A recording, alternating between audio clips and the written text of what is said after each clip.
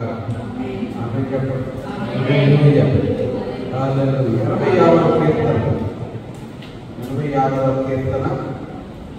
దయచేసి చూడండి.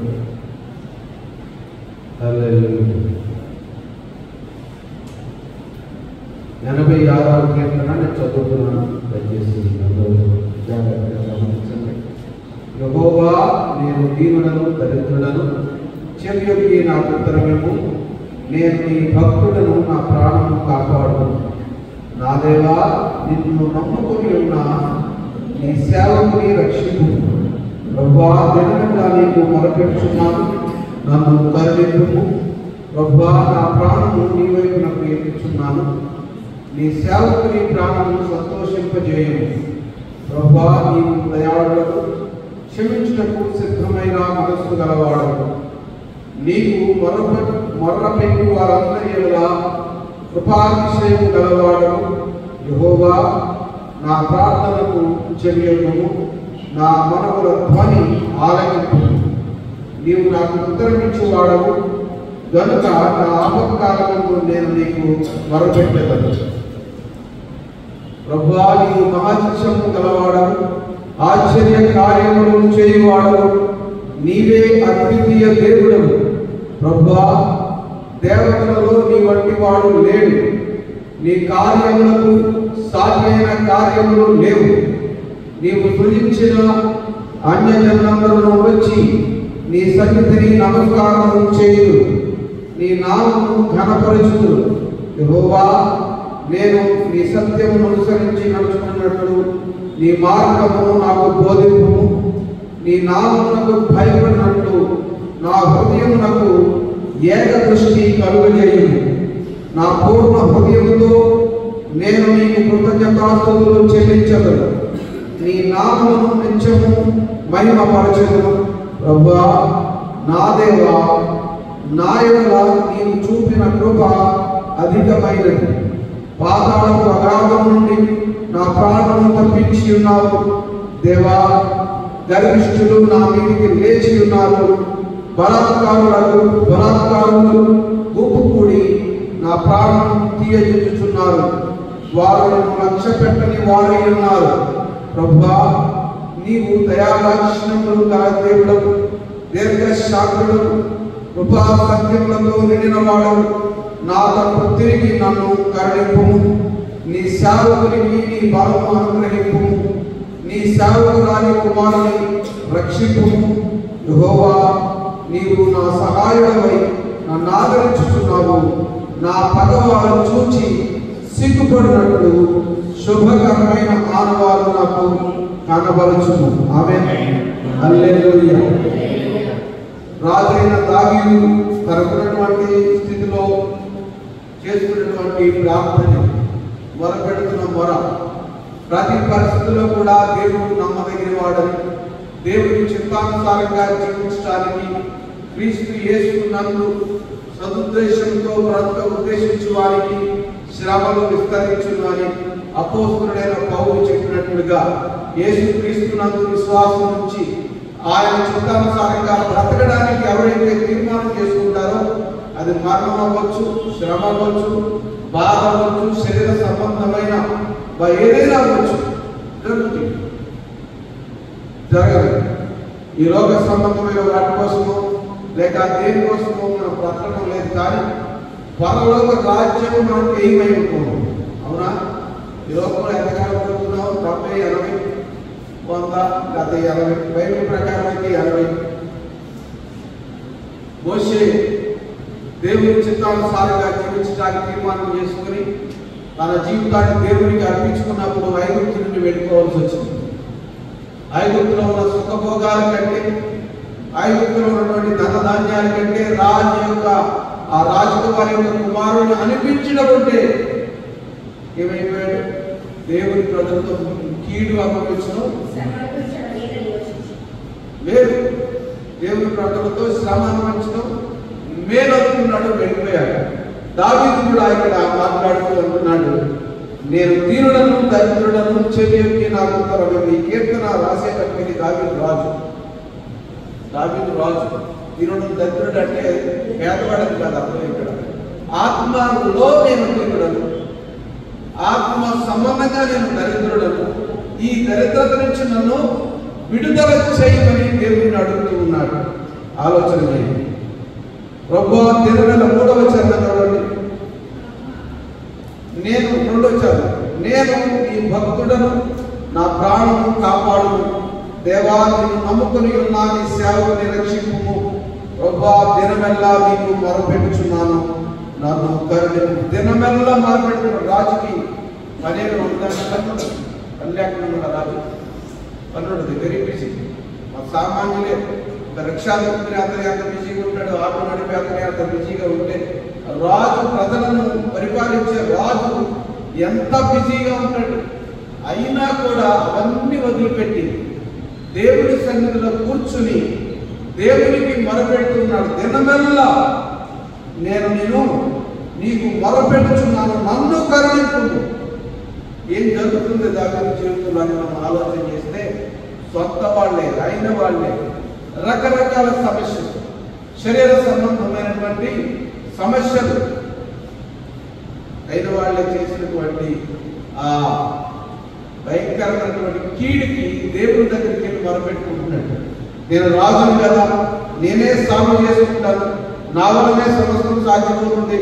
నిజమే, ఒక రకంగా శరీర సంబంధంగా మనం చూసుకుంటే రాజుగా ఏమైనా చేయగలరు. కానీ దేవుని చిత్తమేదో తెలుసుకోవడానికి దేవుని సన్నిధికి వెళ్ళి దేవుడిని అడుగుతున్నాడు. దేవుని స్తోత్రం. హల్లెలూయా, హల్లెలూయా. మనం చాలా తొందరగా డెసిషన్ తీసుకుని రకరకాలుగా పెడుతూ ఉంటాం. కానీ దావీదు మాత్రం 2-3 సార్లు తప్ప ఎప్పుడు కూడా తన జీవితంలో సొంత నిర్ణయాలు తీసుకోలేదు. దావీదు దేవుడిని అడగకుండా ఏమీ చేయలేదు 2-3 సందర్భాలు తప్ప.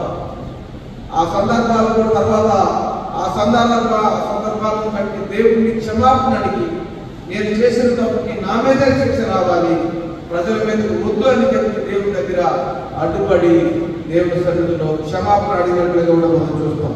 5వ చరణం, ప్రభువా, నీవు దయాళుడు, క్షమించుటకు సిద్ధమైన మనస్సు గలవాడు, నీకు మొరపెట్టు వారందరి ఎడల కృపాతిశయం గలవాడు. యెహోవా, నా ప్రార్థనకు చెవియొగ్గుము, నా మనవుల ధ్వని ఆలకింపుము. నీవు నాకు ఉత్తరమిచ్చువాడవు కనుక నా ఆపత్కాలముందు నేను నీకు మొర్రపెట్టెదను అంటున్నాను. ఎటువంటి పట్టబడి సిచ్యువేషన్, నువ్వు నాకు ఉత్తరం ఇస్తావు. రాజులు 1వ గ్రంథము 18వ అధ్యాయం 26 నుంచి 29. రాజులు 1వ గ్రంథము 18వ అధ్యాయము 26వ వచనం నుంచి 29.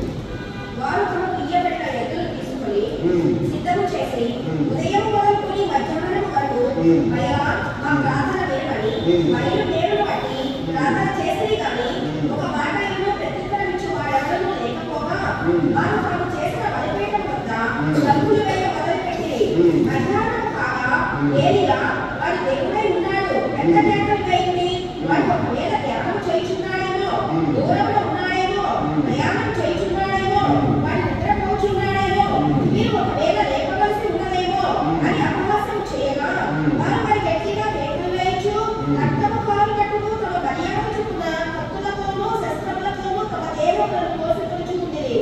ఈ ప్రకారం మధ్యాహ్నమైన తర్వాత కష్టమైన నైవేద్యం అర్పించి సమీప వరకు వారు ప్రకటన చేయించి వచ్చింది. కానీ వాటకైనను ప్రత్యుత్తరమిచ్చు వాడైనను లక్ష్యము చేసిన వాడైనను లేకపోయారు. అప్పుడు ఏలియా, నా దగ్గరకు రండని జనులందరితో చెప్పగా జనులందరూ అతని దగ్గరికి వచ్చింది.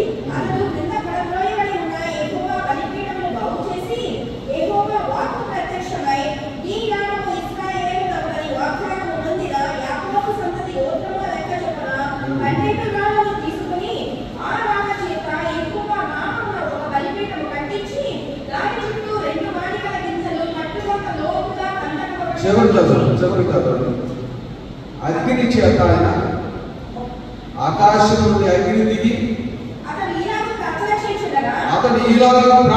చేయుచుండగా యెహోవా అగ్ని దిగి దహనబలిని, పశువును, కట్టెలను రాళ్ళను బుక్కిని దహించి. ఆమేన్, హల్లెలూయా. దావీదు ఏమన్నాడు ఇక్కడ? నీవు నాకు ఉత్తరం ఇచ్చేవాడవు. ఇశ్రాయేలు ప్రజలందరూ చూచుచుండగా ఏలియా ప్రార్థించినప్పుడు జరిగిన కార్యం.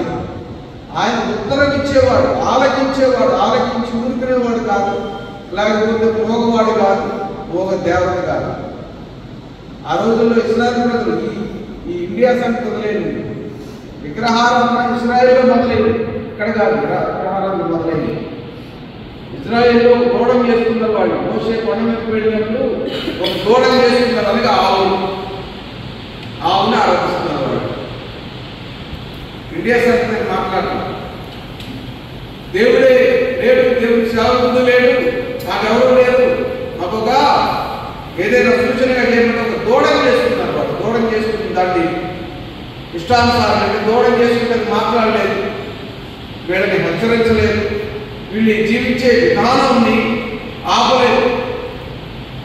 దేవుడైతే మాట్లాడేవాడు, దేవుడు గర్తిస్తాడు, దేవుడు మన స్థితిని చూస్తాడు. ఆయన జీవం కలిగిన వాడు మాట్లాడి మనల్ని హెచ్చరించి మనల్ని సరిచేసేవాడు కనుక ఆయన మాట్లాడలేదు.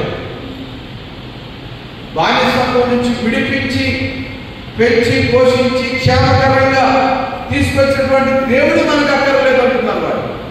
ఎర్ర సముద్రాన్ని పాయగా చేసినటువంటి దేవుడిని మరిచిపోయారు వాడు. ఆలోచన చేయండి. వీళ్ళంతా దేవుని యొక్క సన్నిధిని అనుభవించడానికి ఇష్టపడినటువంటి వాడు. ఏలియా ప్రార్థన చేస్తున్నప్పుడు బయలుదేరుతున్న వాళ్ళ పూజారులు ప్రార్థన చేశారు, సమాధానం రాలేదు. ఏలియా ఛాలెంజ్ చేశాడు, దేవుడు సమాధానం ఇస్తాడు, సమాధానం ఇవ్వకపోతే చూద్దామని చెప్పన్నాడు. దేవుడు సమాధానం ఇచ్చాడు. వాళ్ళు పొద్దున్న నుంచి మధ్యాహ్నం దాకా డ్యాన్స్ చేశారు, కట్టుతో చీరుకున్నారు, రకరకాలుగా చేశారు.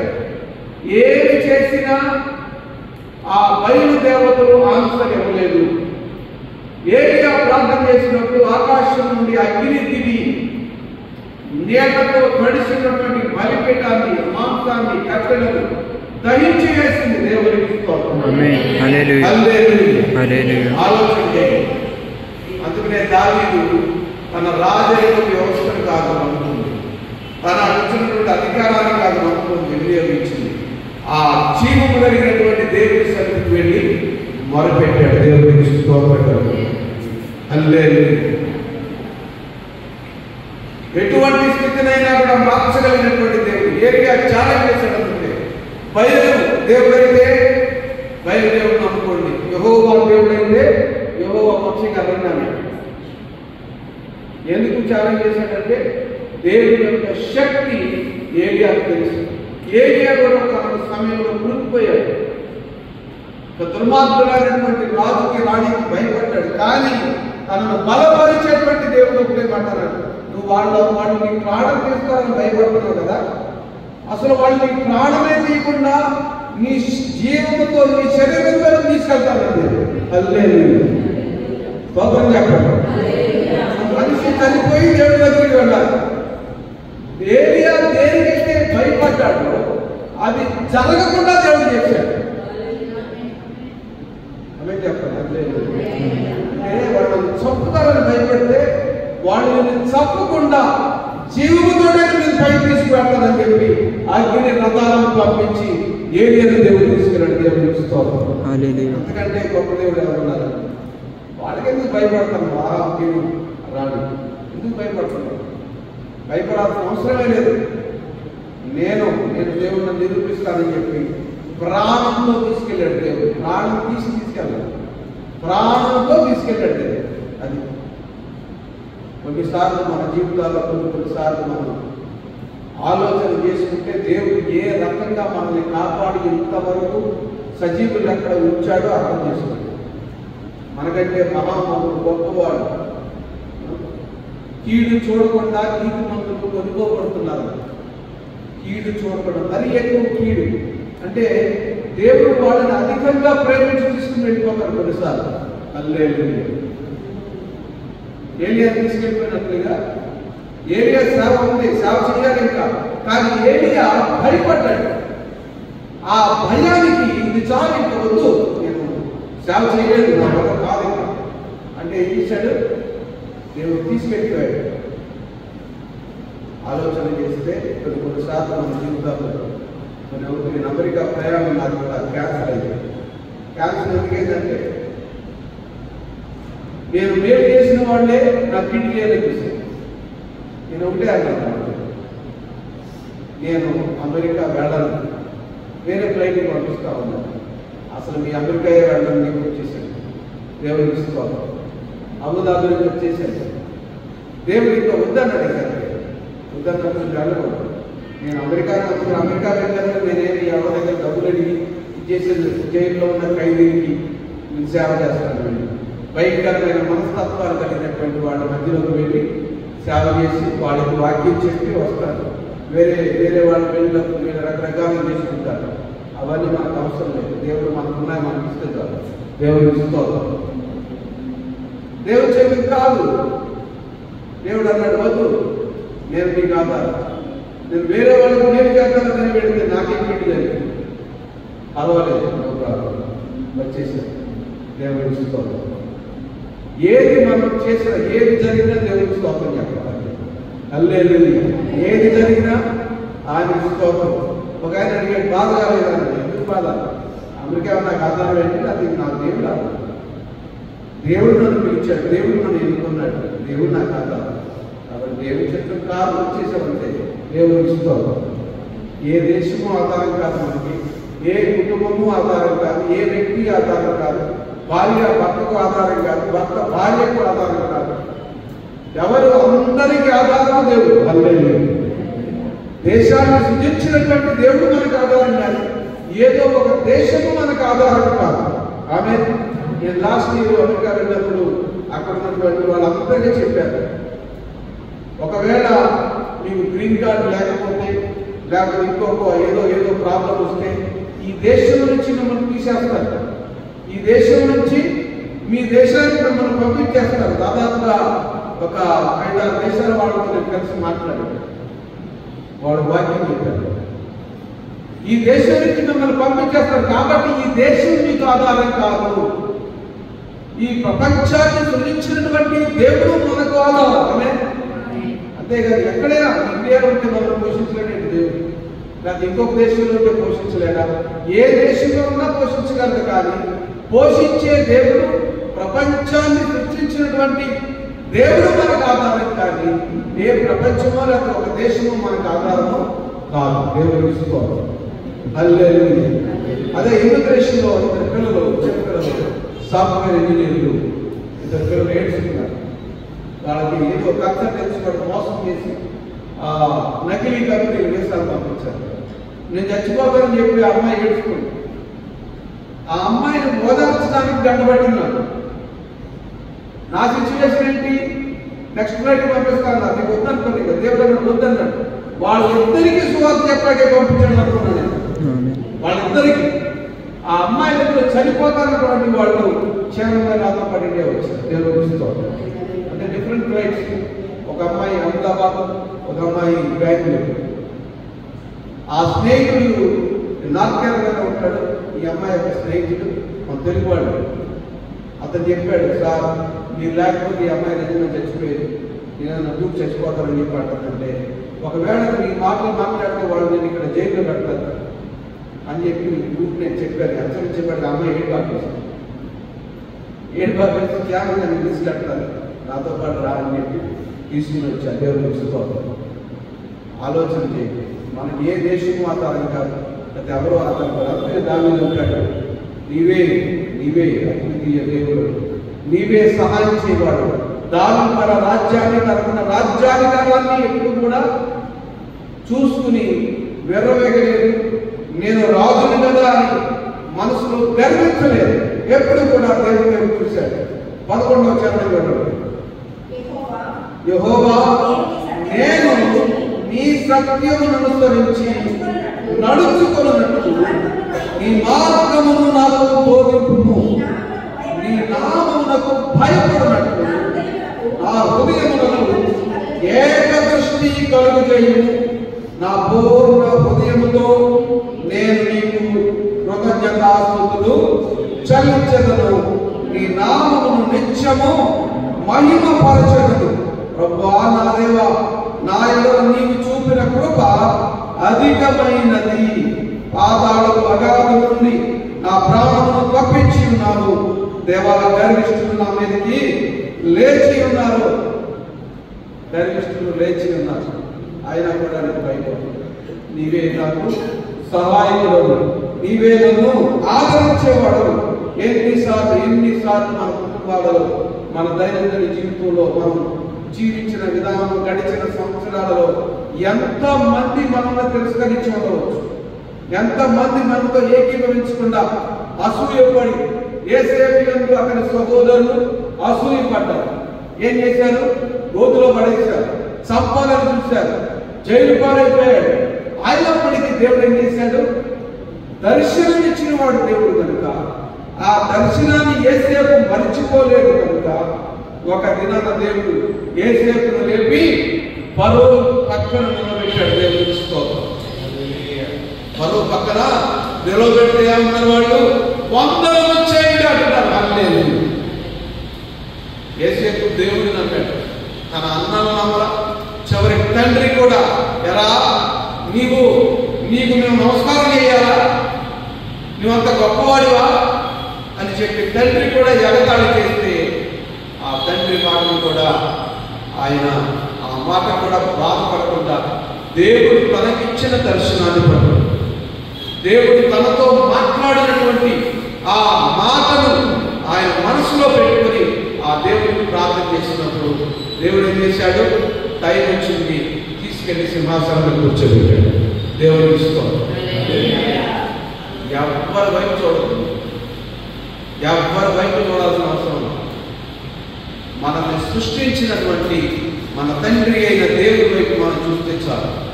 అందరూ మన వైపు చూసేలా చేస్తారు దేవుడు. ఆమేన్. మళ్ళీ యేసేపు ఏమైనా గర్వించాడా? గర్వించలేదు. అన్నలు వచ్చినప్పుడు ఏమైనా గర్వించాడా? ఒకటే మాట అన్నాడు, మన జనమంతా నశించకుండా ఉండాలి, అనేక దేశాల వాళ్ళందరూ కూడా నశించకుండా ఉండడానికి మీకంటే దేవుడు నన్ను ఇక్కడికి ముందుగా పంపించాడని గర్వించలేదు, వాళ్ళని క్షమించాడు. అందుకే యేసు ప్రభు వారికి సాదృశ్యంగా ఉంది. యేసు ప్రభు వారు కూడా ఎక్కడా గర్వించినట్టు మనం ఎక్కడికి చూడం. అందరినీ క్షమించాడు. తండ్రి తనకు అధికారం ఇచ్చినా కూడా మత సంబంధమైనటువంటి వాళ్ళతో వ్యతిరేకించాడు, కానీ సామాన్యమైనటువంటి ప్రజలను ఆయన ప్రేమించాడు. దేవుని స్తోత్రం. అందరినీ ప్రేమించాడు. ఆలోచన చేయండి. చూజన్ అని ఒక సిరీస్ వస్తుంది. చూజన్ ఇంగ్లీష్లో ఉంటుంది, వేరే వేరే భాషలో ఉన్న, తెలుగులో లేదు. ఇంగ్లీష్ ఎవరికైనా అర్థమైతే చూడండి. ఒక సీరియల్ లాగా తీస్తున్నారు. యేసు ప్రభు వారి జీవితం అమెరికాలో. అది చాలా బాగుంటుంది సీరియల్. నెట్ఫ్లిక్స్లో వస్తుంది. కాబట్టి చూడండి, అర్థం చేసుకుంటారు. క్లియర్గా అర్థమవుతుంది అసలు యేసు ప్రభు వారి జీవితం, శిష్యుల జీవితం ఎలా ఉంటుందని. ఆలోచన 15వ వచనం చూస్తే, ప్రభువా నీవు దయాదాక్షిణ్యములు గల దేవుడు, దీర్ఘశాంతుడు, కృపా సత్యములతో నిండిన వాడు, నా తట్టు తిరిగి నన్ను కరుణింపుము. నీ సేవకునికి నీ బలము అనుగ్రహింపుము. నీ సేవకురాలి వారిని రక్షింపు. యెహోవా నీవు నాకు సహాయుడవై నన్ను ఆదరించుచున్నావు.